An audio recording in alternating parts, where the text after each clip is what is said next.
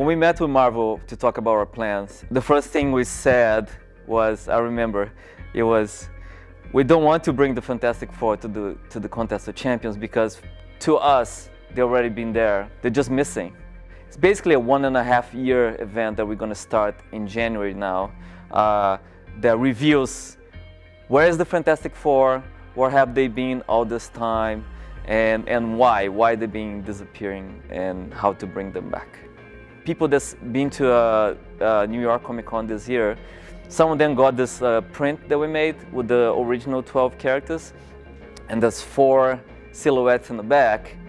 The more observant of the fans will see that who I'm talking about, who are the 4 characters that are missing from the 12, and they are the Fantastic Four. When the collector came back to the Battle Realm with the Maestro to start a new Contest of Champions, he brought with him 12 champions from different realities. The Fantastic Four, led by Reed Richards, managed to rebel and escape.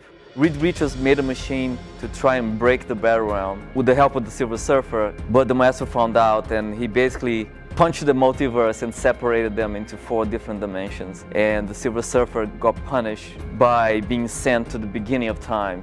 So in the trailer, you see the Silver Surfer making his way back.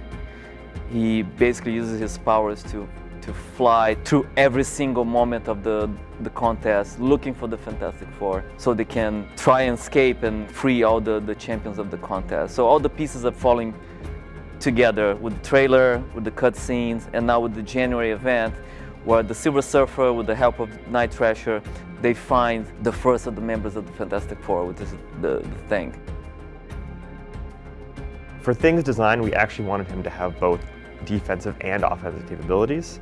He's got some great natural defensive skills he's going to build up over time, but then on the flip side, players can actually sort of sacrifice those defenses to increase his offensive capabilities. Over time, as he blocks and as he gets struck, he's going to build up what we're calling rock charges. These charges will naturally increase both his physical energy resistance, and then eventually, if he gets enough of them, when he gets struck, he'll go unstoppable, which is really sweet for a defensive character. But players can also choose to spend some of those stacks to give him additional attack and then also add bonus effects to special attacks. The trade-off is kind of, do I want these stacks to stay on and increase his defenses, or do I want to spend them and give him increased offensive abilities?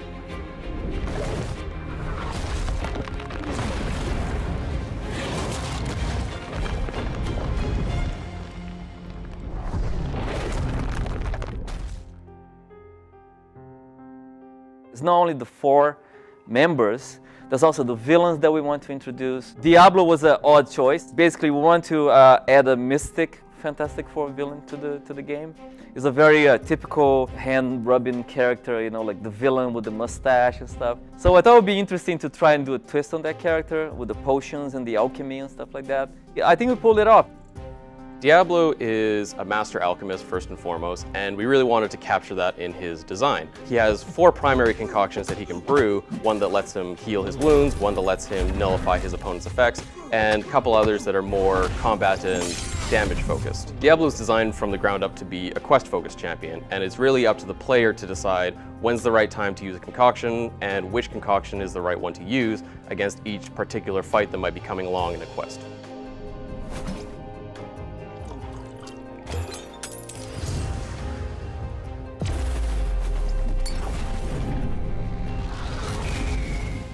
Of course, we're going to find the other members of the Fantastic Four and where they are and what kind of villains they're going to be fighting against. So the Thing will be now, and then during this year, we're going to drop the other ones, but it's going to be spaced out because you have to go through the story and see what each one of them are and what kind of villains, classic villains and interesting characters we're going to meet along with the Fantastic Four.